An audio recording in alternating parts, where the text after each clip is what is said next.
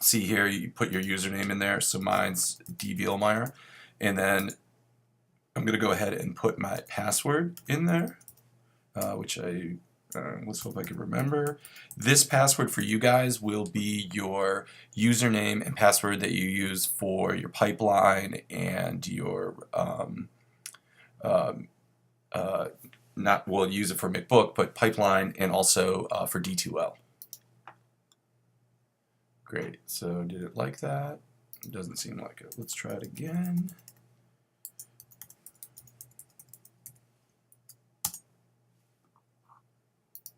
Wait for it. Okay, I know what I'm doing wrong here. It is case sensitive, so make sure you enter the right information. Great, so I clicked on it, and here we go. So Mcbook is very, very basic, guys. The way they've sort of designed it is that you can fit all of these little boxes, you can move them, and you can fit them so that you can see them all at once, okay? So basically, if I want to look students up, I can go over here and look and add new students. Actually, before 5 o'clock on Piranha Hour Day, I need to go and actually give you guys or allocate hours to you. Later on, I will go if you need extra time. This is also where I would go to allocate you more time. You don't need this per se. The big windows that you want to look at are your calendar window here, which basically you're going to have to pick a specific class and the facility. Because I'm faculty, I hit faculty, and then that gives me the option for all these different labs and also gear that you also can sign out, but I would have to allocate to you.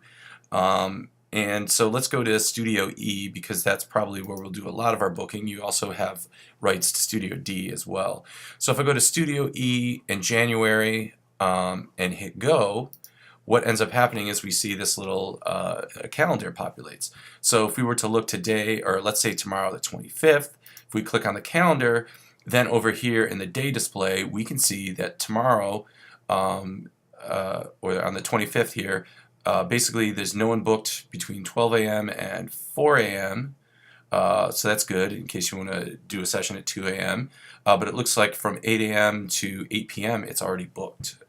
So I believe that's I'm not sure who has that booked, but one of the ways you can always check is to click on it, and by clicking on it, it'll tell you down here, okay, looks like Professor Hansen has the studio from that time underneath here under the reservation manager.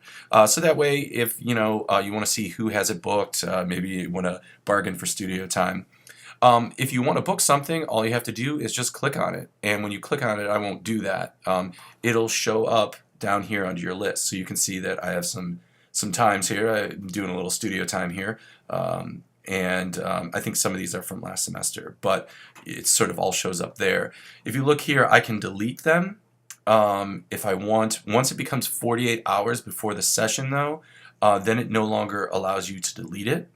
But you'll see an option there to print, and what you'll need to do is click on that and print out a copy of the reservation so that when you go over to security to get the key to get into the studio, you will hand them that printout, that reservation.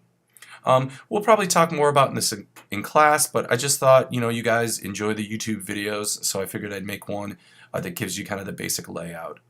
Feel free to, contact me anytime at douglas.bielmeyer@mtsu.edu to talk more about, specific problems or specific issues. Okay?